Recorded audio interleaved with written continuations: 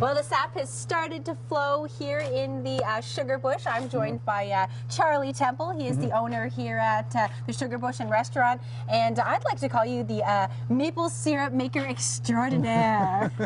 How many trees are we looking at here in the bush? We have about 5,000 trees. They're all on pipeline except for one bucket, which people can see when they walk into the restaurant.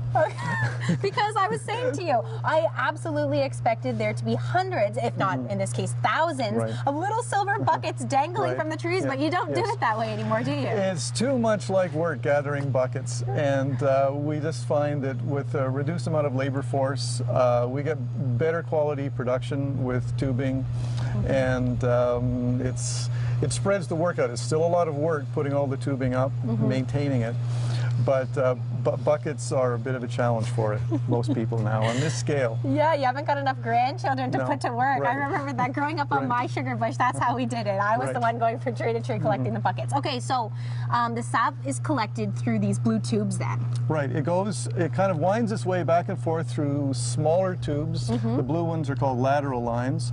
They wind their way to larger tubing called main lines, and then they've worked their way down to a pump house, which is about 1,000 feet down our road down here.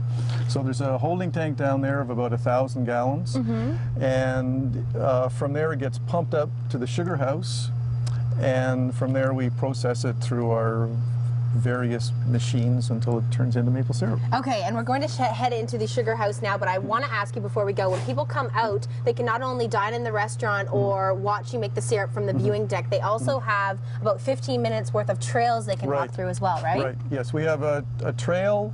Like you say, it takes about 15 minutes.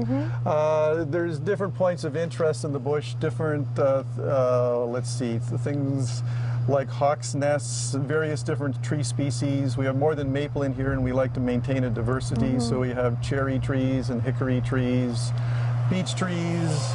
A little bit of everything. Okay, so you've got 5,000 maple trees tapped, but a whole lot more than that in the bush. Okay, let's head inside because, as I was telling you earlier, growing up for me at the sugar camp, it was just a giant vat that needed to be continuously stirred, but that's not the way you're doing it anymore.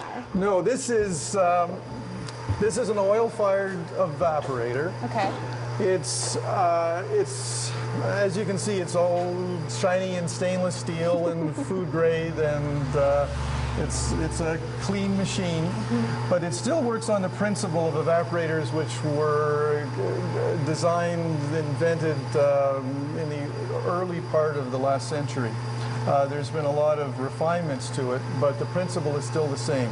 There's a large pan in the back which does the great amount of boiling, and then smaller pans at the front where the syrup gets progressively thicker until it reaches a certain temperature, and then in our case it's automatically drawn off through a temperature controlled mechanism at the front.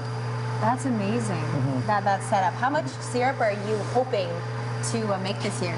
It's better not to hope because it's such an unpredictable business. It's all about the weather, and 1 degree one way or the other will make a huge difference. So we just hope for the best, and if we have a great year, wonderful, and if not, it's a long wait till next year. Right. Well, I wish you the best of luck. Thank you. And I know you said that you got a little bit of an early start this year, so hopefully that's a good sign. Good. So a little bit later on the show, we're going to head into the restaurant, check out some of your recipes for your amazing pancakes, and of course, give the maple syrup a try. Sounds good. Stick around, that's all coming up a little bit later on CTV Morning Live.